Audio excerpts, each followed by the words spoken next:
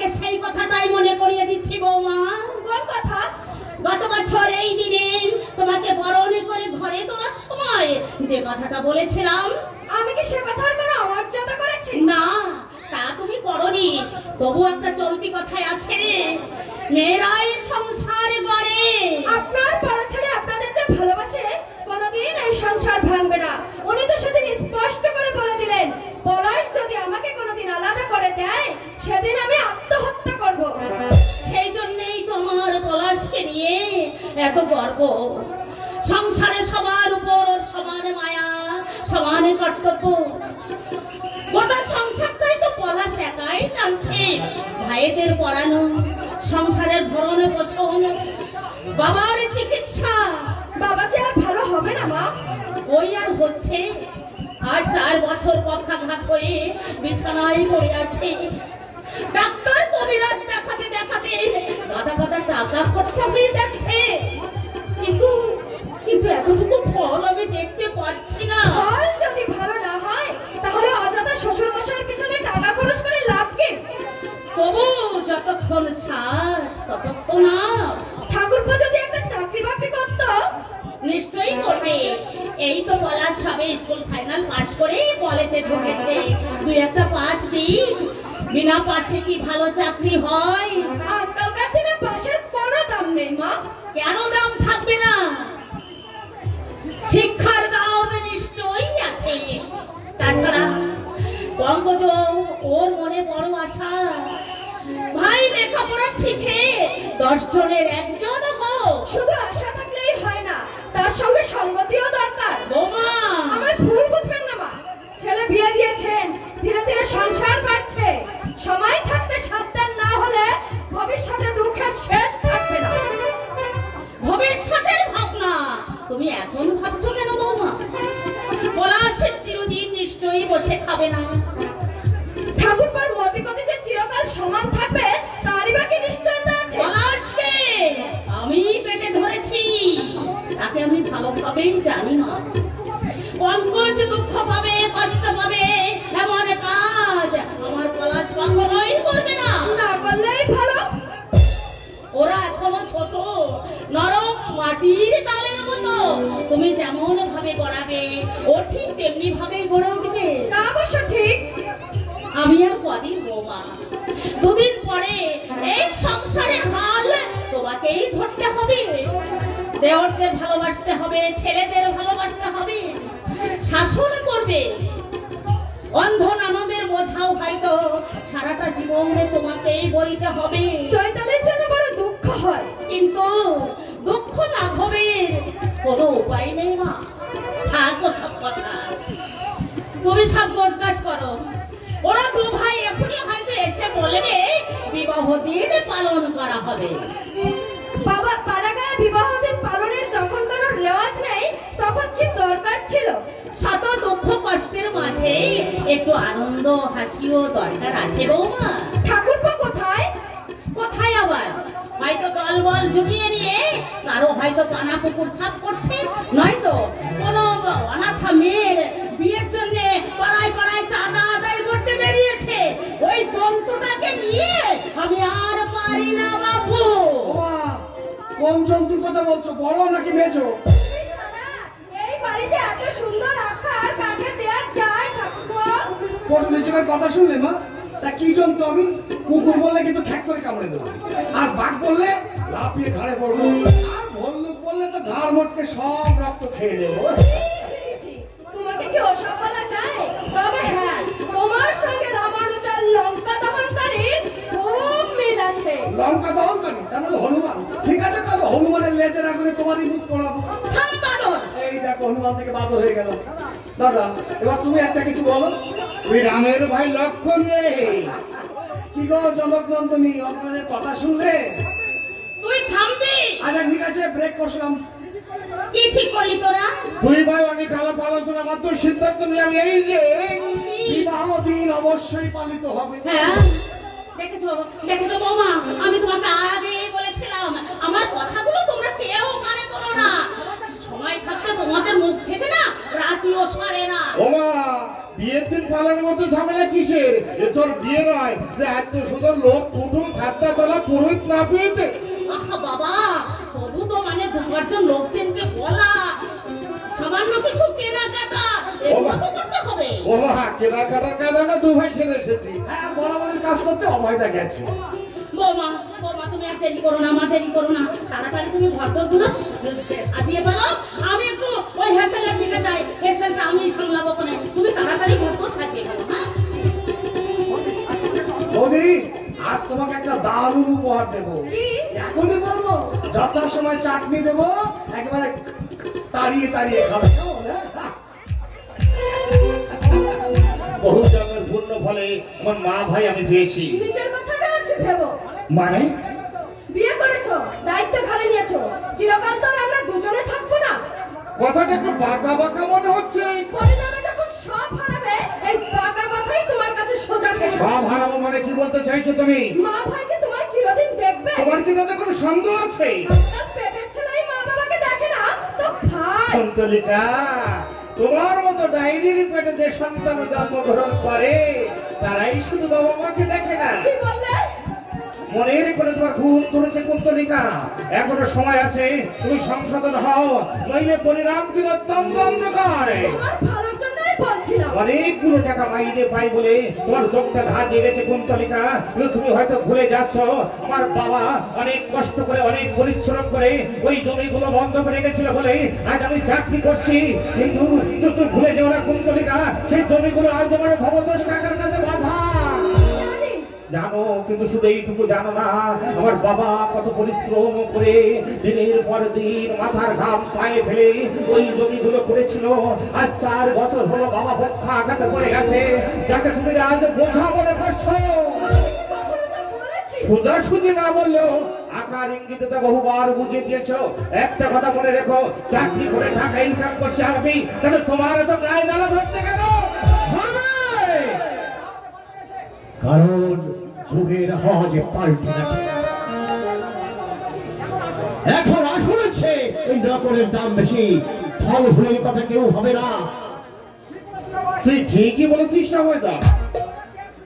অভয় রচিত কথা কেউ শুনছে বলো, সবাই ভাবে একটা পাগল অথবা জড় পদার্থের মতো একটা কিছু, কিন্তু একবারও ভেবে দেখে না ভয় নেই যাওয়ার সেই হচ্ছে অভয়। কিসের ভয় নেই রে তো?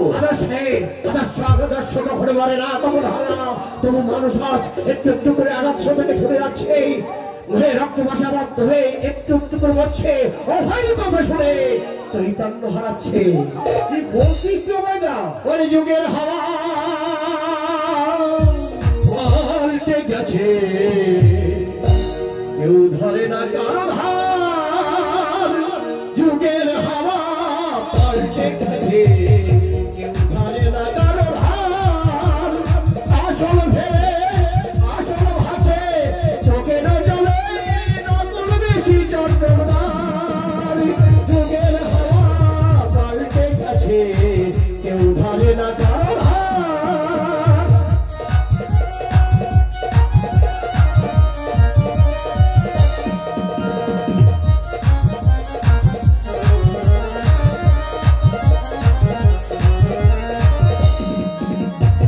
অভাজনাজ মাতা পিতা, অভাজনাজ মাতা পিতা, বলবো কত যুগের কথা।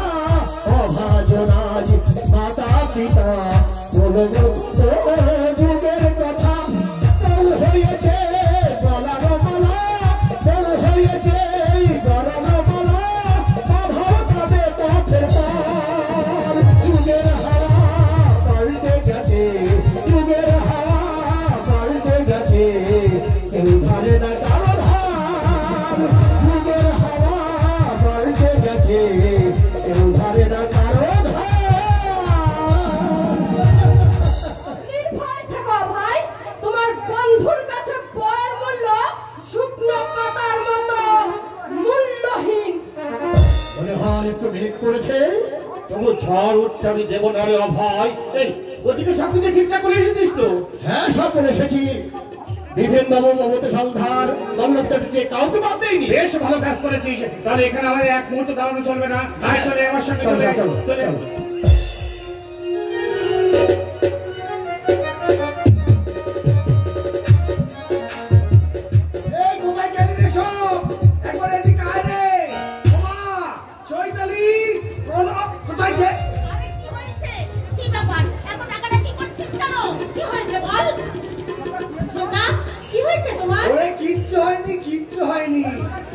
খুশির জিনে মজার জিনিস দেখাতে এসেছি।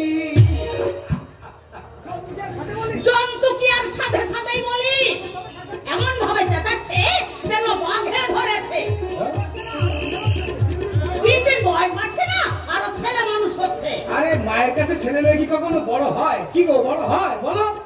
বেশ, ছেলে মানুষই যখন পছন্দ করছো না, তাহলে বৃদ্ধের মতোই বলছি, এই কোথায় গেলি রে সব, একবারে লিখে আয় তো।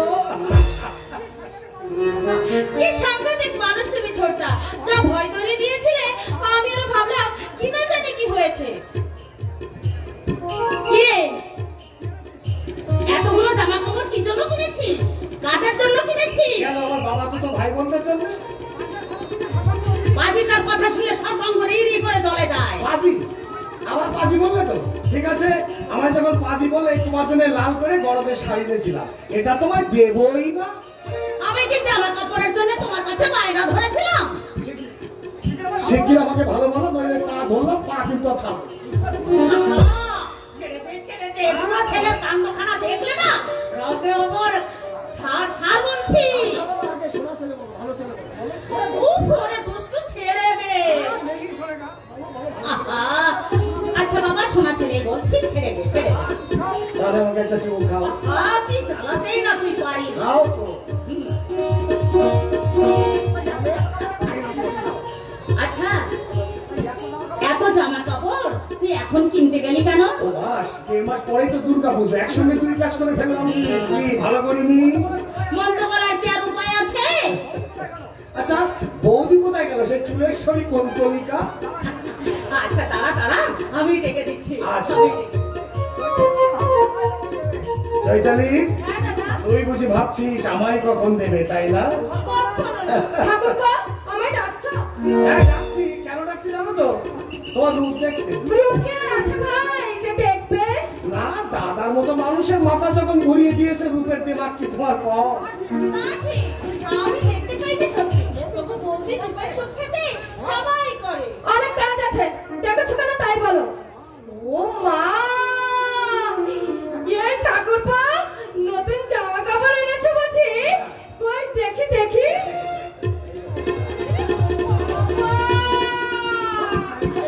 শাড়িটা তো ভারী চমৎকার, কি চটকের রং।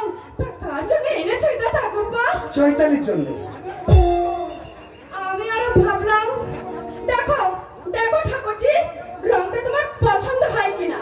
দেখতে পেলে নিশ্চয়ই হতো বৌদি। ও তা তো বটে, তুমি তো আবার দেখতে পাও না, তো ওর জন্য এত চটকে আর রং আনার কি দরকার ছিল?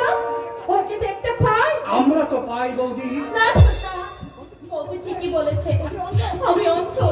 রংচকে আমার অন্য কি দরকার? সবই আমার কাছে তো অন্ধকার ছোটা। এরপর থেকে তুমি আমার জন্য সাদা মাঠা কাপড়ই এনো। এই চুপ কর, তোকে গুরুমি করতে হবে না। এই এই নে ধর, ধর। এটা পরে একটু আমার সামনে আসবে, ঠিক আছে? এরা এটা দাদার ধুতি পাঞ্জাবি, এটা তোমার জো, ধরো। তোমার জন্য কিছু আনোনি? আমার জন্য একটা জাঙ্গিয়ার অর্ডার দিয়েছি। যাও। ও দি, তোমাদের ঘরটা ভালো করে সাজিয়েছো তো? গিয়ে দেখে আসতে পারো গিয়ে। হ্যাঁ যাচ্ছ কোথায়, যাচ্ছ কোথায়? দাঁড়াও, আসল উপহারটা তো এখনো দেওয়া হয়নি।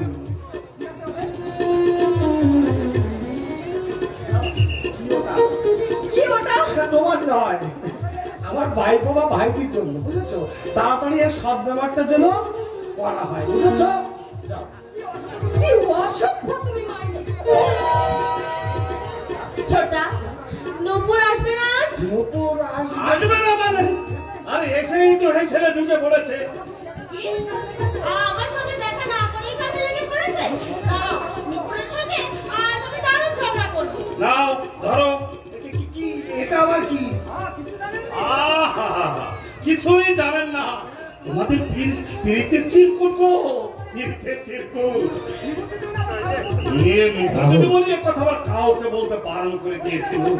রোজ 4 চোখের মিলন হয়, তবু চিরকুট দেওয়ার চাই।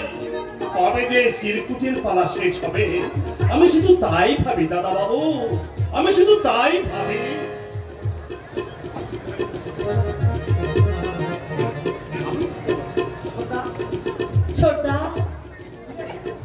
রে? নূপুরকে কবে বৌদি করে ঘরে আনবে ছোটদা?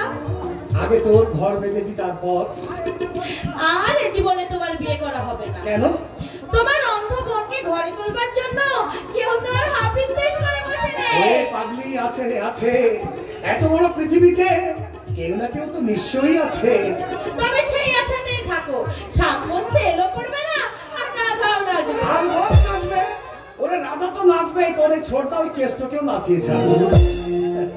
তোর সংসার করে না দিয়ে আমি যে বিয়ে করবো না রে। আগে তোর বর, তারপর আমার বউ। ছোটদা,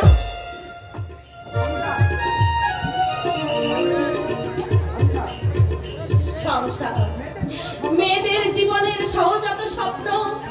একখানা ঘর, সেখানে শ্বশুর শাশুড়ি থাকবে, স্বামী সন্তান থাকবে, সাজের প্রদীপ তুলসী মালা থাকবে। কিন্তু সেই স্বপ্নের রাজ্যে ঢুকবার আমার যে কোনো অধিকার নেই, কোনো অধিকার নেই।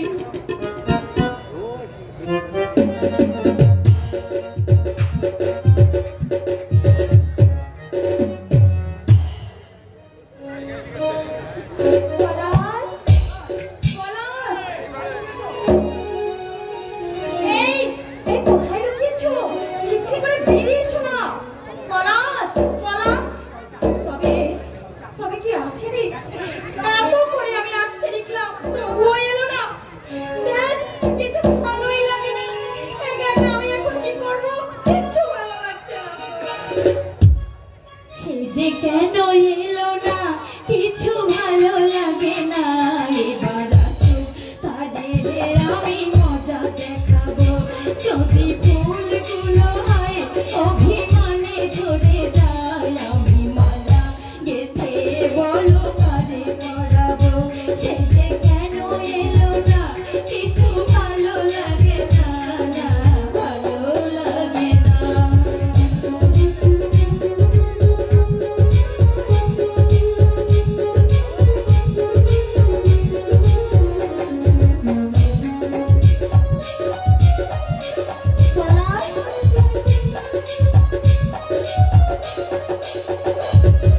প্রজাপতি উড়ে গিয়ে বল না, আমি নই তার হাতের খেলনা। বল না, প্রজাপতি উড়ে গিয়ে বল না, আমি নই তার হাতের খেলনা। সে যে যখন তখন মরে মরে জ্বালাতন, সে যে যখন তখন মরে মরে জ্বালাতন। এবার আসুক তারে আমি মজা দেখাবো। সে যে কেন এলো না, কিছু ভালো লাগে না, না ভালো লাগে না। এলো না। আচ্ছা, এবার আমাকেও কোনোদিনও কোথাও দেখা করতে বললে হয়, আমি কখনো যাবো না। না যেও না, ও শেষ পাতা গো, শাখায় তুমি থাকো।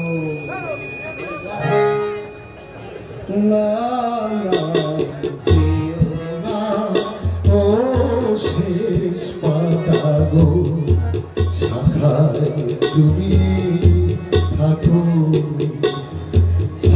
তুমি ছিলাম আমি, ছিলে তুমি, ছিলাম আমি। চিহ্ন দিলা রাখো না, যেও না, ও শেষ পাতা গো, শাখায় তুমি থাকো। হাত ছাড়ো, হাত ছাড়ো বলছি, আমার কাজ আছে। আরে বাবা, কাজ যদি আছে তাহলে দিনুদাকে দিয়ে তুই নিবিনি আসতে চিঠি লিখলে কেন? কটার সময় আসতে লিখেছিলাম, হাত থেকে ঘড়িটা খুলে ফেল। ঠিক সময় আসতে পারতাম বুঝলে, কিন্তু পারলে না কেন? ওই যে ওই শিবানীর জন্য। শিবানী? হ্যাঁ। শিবানীটা আবার কে? ও তুমি চিনবে না, মানে আমরা একই কলেজে পড়ি। আসলে বিয়ের কথা মাসির বাড়ি হাজি প্রথম এসেছে, পৌঁছে না তো তাই একটু পৌঁছে দিয়ে এলাম। তা তোমার শিবানীকে দেখতে কেমন? দেখতে তো বেরই লাগবে, একেবারে কাঁচা গোলাপের মতো রং, টানা টানা চোখ, নাকটা বাঁশির মতো। তবে সবচেয়ে ভালো কি জানো, শিবানীর চুলগুলো দারুণ। তা শিবানীর সঙ্গে দেখা না হলে নিশ্চয়ই ওকে পথে পড়ে থাকতে হতো না? না, না, পথে পড়ে থাকতে হবে কেন? পথে পড়ে থাকতে হবে, তবে একই কলেজে পড়ি, চোখ খোলার জন্য একটা জিনিস আছে। তাই একই কলেজে পড়োই যখন, নিশ্চয়ই শিবানীর সঙ্গে তোমার রোজ দেখা হ্যাঁ, হয়। তা তো হয়, রোজ দেখা হয়, গল্প করি, সিনেমা দেখি। পাশাপাশি বসে? এই দেখো, তা সিনেমা কি দূরে বসে দেখবো? পাশে বসে বসে। ও, তুমি চলে কোথায়? তুমি তোমার শিবানীর কাছে যাও, আমার কাছে আর কখনো তুমি এই দেখো, দুদিন পরে যার বউ হবে তাকে এই কথা বললে চলবে কেন? তোমরা পুরুষরা তো রূপ ভালোবাসো, যেখানে তোমরা রূপ দেখবে সেখানেই তোমরা ভোমরার মতো উড়ে গিয়ে পড়বে, আর যেখানে রূপ নেই সেখানে তোমরা পেও। রূপ আছে বলে অহংকার করছো, তাই না? আর রূপ আছে না ছাই, আমি তো তোমার জীবনের মতো বাড়ি লাগলি দেখতে নয়। এই দেখো, শিবানীর উপর খুব হিংসে হয়ে গেল। আরে বাবা, যে শিবানীর উপর তোমার তো রাগ, ক্ষোভ, অভিমান, আসলে শিবানী নামে কোনো মেয়েকে আমি সত্যি করে চিনি না। এই, তুমি এই যে তুমি বললে ধাপ্পা ধাপ্পা, হা হা হা। আমার ভালোবাসাটাকে একটু যাচাই করে দেখলাম। এখন আমাকে ভোলাবার জন্য তুমি মিথ্যে কথা বলছো। আমি জানি। মিথ্যে নয় প্রিয়ে, মিথ্যে নয়। আমি যেখানে যাই, সর্বকর্মে সর্বস্থানে নুপুরের অনুজনু শব্দ আমাকে মনে করিয়ে দেয় আমি আছি, আমি আছি। পলাশ, এমন অলক্ষণের কথা মিথ্যা করেও তুমি আর কখনো বলবে না। এই দেখো, এমনি চোখে জল এসে গেল। এতক্ষণ আমার বুক কাছে কেমন করছিল জানো পলাশ? আমার সব সময় কি ভয় হয়। কি ভয়? তুমি বুঝি আমার কাছ থেকে হারিয়ে যাবে পলাশ? নাহি ভয় প্রিয়ে, মম গৃহে বধূ রূপে অবলিম্বে প্রবেশিবে তুমি। আমারও এখন সব সময় ভাবনাটাই, তবে তোমার ঘরে যাবো, কতদিনের সব সময়ের জন্য তোমাকে আমি কাছে পাবো। সব সময়ের জন্য তো আমাকে কাছে পাওয়ার চেষ্টা করলে হবে না। আমার মা আমাদের দু ভাইকে অনেক কষ্ট করে মানুষ করেছে। আমার মায়ের সেবা যত্নের দিকে তোমাকে সব সময় লক্ষ্য রাখতে হবে। তা আমাকে শিখিয়ে দিতে হবে না? দাদা, প্রণয়, চৈতালি। কি হলো, থামলে কেন? নুপুর, চৈতালিকে আমি কথা দিয়েছি, তার ঘর বেঁধে না দেওয়া পর্যন্ত আমি তোমাকে বিয়ে করতে পারবো না। তার মনে আশা আছে, কামনা আছে। হতভাগিনী অন্ধ বলে তার আশা কামনা হতাশায় মাথা করে মরবে, আর আমরা সুখের কোলে হাসবো। সেই হাসির মধ্যে কখনো তৃপ্তি থাকবে না। পারবে না চৈতালি, পারবে না। ওর ঘর বেঁধে না দেওয়া পর্যন্ত আমার জন্য অপেক্ষা করতে পারবো পলাশ, তোমার জন্য আমি যুগ যুগ ধরে অপেক্ষা করতে পারবো।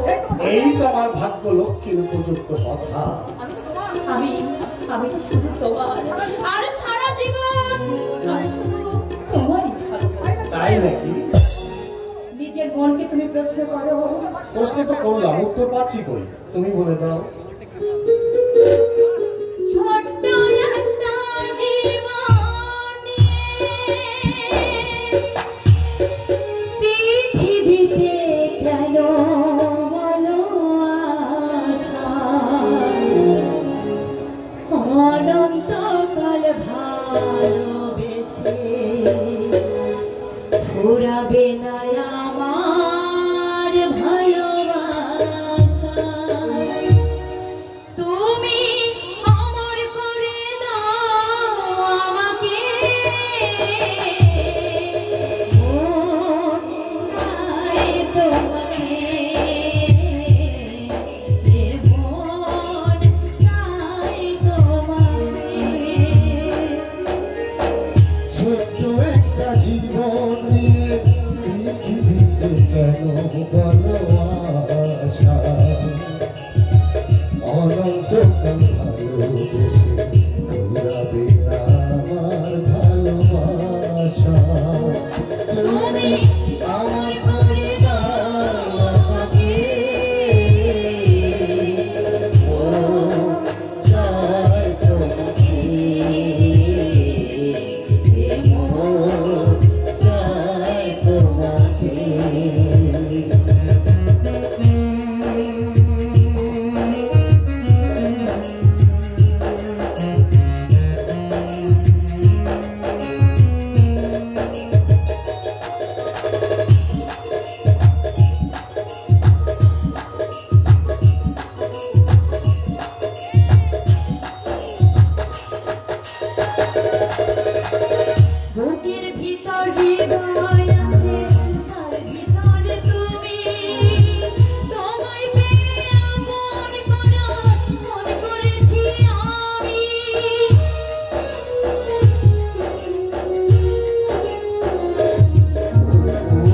বুকের ভিতর হৃদয় আছে, তার ভিতরে তুমি। তোমায় পেয়ে আপন করা পর করেছি আমি। তুমি আমার ঘরে না আমাকে চাই তোমাকে, চাই তোমাকে।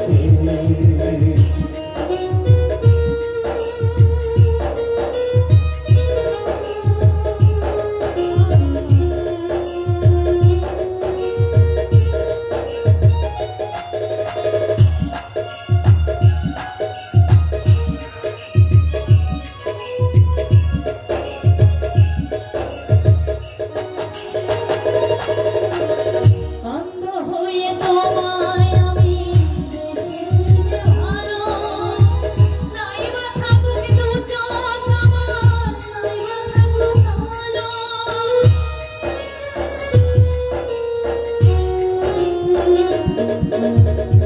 অন্ধ হয়ে তোমায় আমি বেসেছি যে ভালো, নাই বা থাকুক দু চোখ আমার, নাই বা থাকুক আলো। তুমি আমার ঘরে না আমাকে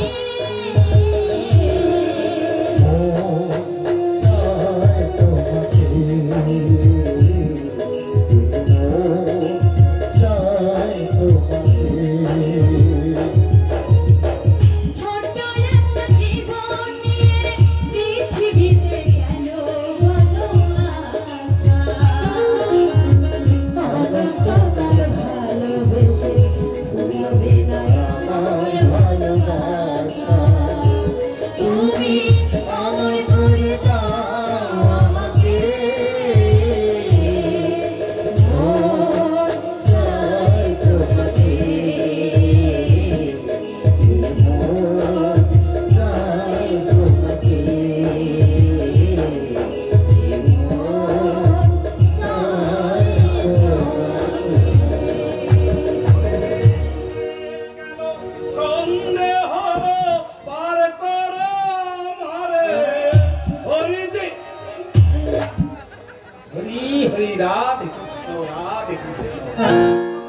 কি হলো দিনুদা, চোখ খোলো, হঠাৎ তো রাধে কৃষ্ণ ভক্ত হয়ে গেলে কেন? হরি হরি রাধে কৃষ্ণ রাধে। দেখো কথা, আরে সপ্তকাণ্ড রামায়ণ পাঠ করে পরে কিনা সীতা কারবাসী। আরে আমি হলাম গিয়ে তোমাদের মেয়ে দুটি রাধে কৃষ্ণ ভক্ত, আমি হবেন না হবে কয় ফিটকার বা। তাও তো বটে। আচ্ছা দিনুদা, বলো দিদিমণি। আমাদের মতো বয়সে তোমার কোনো দুটি ছিল না? আমাদের কালে কি আর কৃষ্ণ লীলা করার সুযোগ পেতুম? কোন সমস্ত মেয়ের মুখের দিকে চেয়েছ কি মরেছ? কানমলা নাক্ষত দিয়ে মাতব্বররা চা পড়লাই তাই অপদস্থ করতো। ও দিনুদা, হ্যাঁ? তা বিয়ের আগে দিদিমার দিকে তুমি কখনো চোখ তুলে তাকাওনি? বিয়ের আগে তোমার দিদিমার মুখ কি দেখেনি? তা বিয়ের পরে?